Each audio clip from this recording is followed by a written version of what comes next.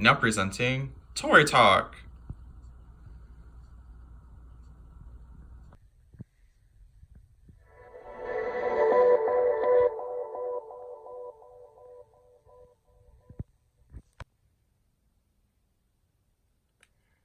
In today's presentation, we will be looking at the healthcare systems of both Iceland and the United States. We will be comparing how they are similar and how they differentiate from each other.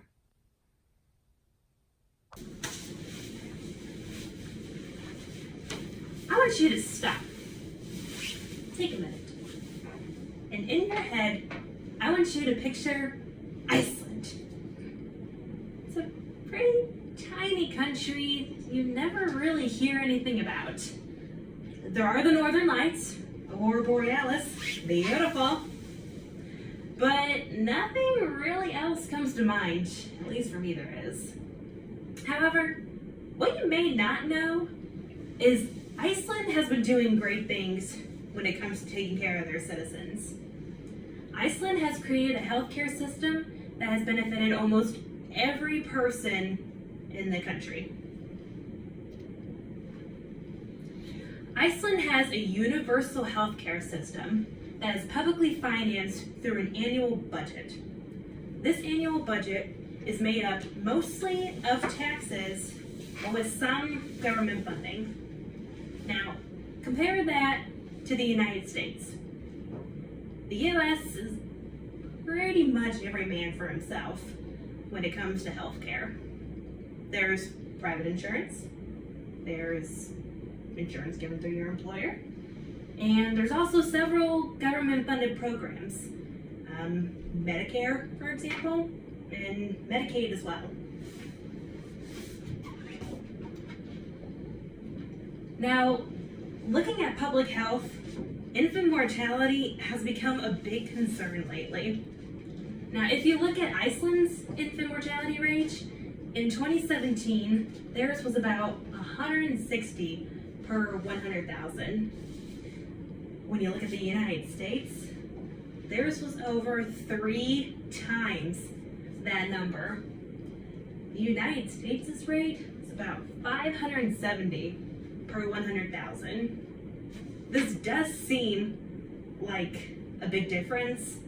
However, you have to compare the populations between the two. There is a pretty big gap between the US and Iceland. Now, looking at healthcare spending, in 2017, there was an average made up of several different countries. If you look at Iceland here, they pretty much fit the average, with their spending being a little over $4,000. Now, if you look at the United States, which is all the way up here, theirs was over $10,000 in 2017. That's quite significant compared to everybody else. Now, looking at emergency departments, Iceland has 2 main ER departments, and in 2011, their rate was 1.085 per 100,000. That's one person per 100,000. Now, in 2015, if you look at the United States, their number of visits was about over 43,000 per 100,000, and that's in every ER department. When it comes to STD prevention and control, both these countries have been taking great precautions. The United States does offer free clinics, and many college campuses offer free testing and free contraception to all students. Iceland does provide free testing as well, especially for asymptomatic people. Chlamydia has become a big issue in Iceland lately.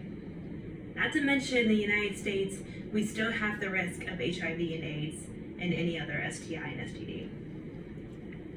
The United States' government agency is the CDC, the Centers for Disease and Control Prevention.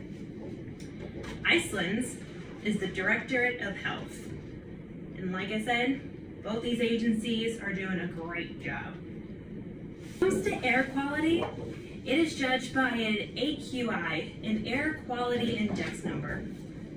This number is given in intervals between 0 to over 300 and indicates the level of pollution in the air and what health implications it may put on people. When you look at Iceland ranges from about 3 to 21, so they're good. Their air has little to no pollution and has no risk for their people. When it comes to the United States, they range from about 30 to 50, good moderate range. They may impose some allergens to everyone, but mostly nobody is at risk. However, there is one specific area in New York whose AQI is over 240. This means that they are in a very unhealthy, polluted air area.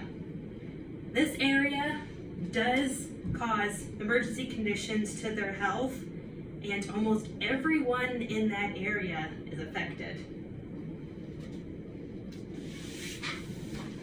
Now, looking at access to care, Iceland had 1,330 physicians in 2017.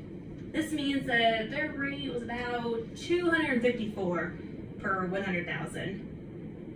Look at the United States, they had about 500,000 physicians, making their rate about 649 per 100,000. That's nuts. Now, looking at the unemployment rate, nowadays, Iceland and the United States have a similar, very low rate. However, back in the old days, over here, they were significantly different. In 2019, earlier this year, Iceland did increase, but only by 1%. The United States decreased, but only about 0.2%. Both are very low. However, Iceland is doing a bit better. And in 1972, Iceland's unemployment rate was 0.10%.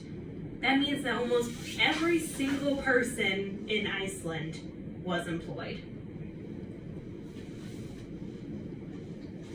So, looking back at both these countries, Iceland does have a lower mortality rate, unemployment rate, and healthcare spending.